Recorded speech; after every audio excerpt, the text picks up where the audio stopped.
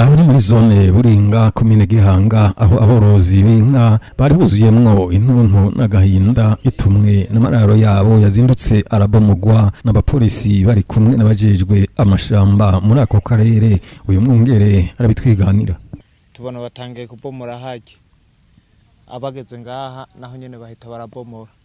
Mbere ngaha ho bari bagomba ngo babitemagura ibiti.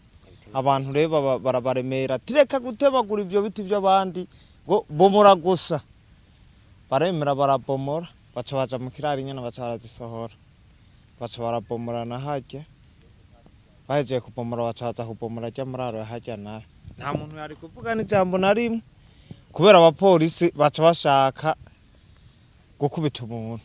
Babomora bababwira ngo iki? Babomora bavuga ngo inka ngukura ngaha. None tujana ngo muramenye yo mujana. Bamwe mu babomorewe amararo bavuga ko batumva ibyabashikiye bakavuga kandi ko batumva igituma habomorewe bamwe abandi ntabomoregwe bakavuga kandi ko bari kugisha inama. Ni ibintu bidusiga ubwenge. Mu bisanzwe nta ugwana na leta.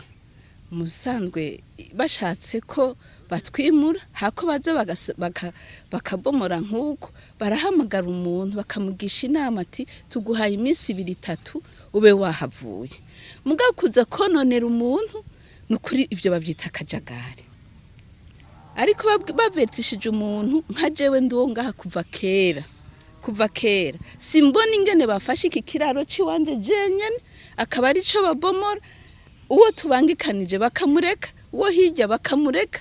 None je no banaziziki rabo turi kumwe birahagaze uwundi turi kumwe birahagaze hariya hose birahagaze. None jewe naziziki no munsi kwera iki kibazo c'aba bantu bariko barikana inka mu rukoko cyaca hado ikibazo cy'uko ngo hari abantu bafise impapuro zo mu bushikiranganje. Ivyo ntavyo twari tuzi n'abantu bashasha bemerewe ngo bafise inka z'inzungu ngo zidaturuka umva ngo zituruka zose tuzikure mu rukoko. Ntituzi ko inka rero zituruka zo zonone ibidukikije gusombe zidaturuka icenco zidataho kandi hari n'amararo inka zituruka tubona basimba zitabona nk'izisunze mu general yitwa Hakiza tabonamwe n'izindi nzabitwa ba Fabiano hari bakone banayigombe n'abandi.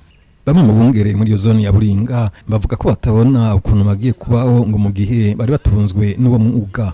Nukuri kw'Imana hanye turagowe turi n'ingorane none abungere ko turi nk'ibihumbi n'ibihumbi tugoma twimoke dupe nyimbwa tugirene kandi musi twomotse naho ngene ntibizogenda neza ngoma tuze kwiba batwice bamwe abandi nako ntituzogenda none umva byogenda gute tuje hanze duhungire mu bindi bihugu niba abansenkaze igihugu ngaha mu Burundi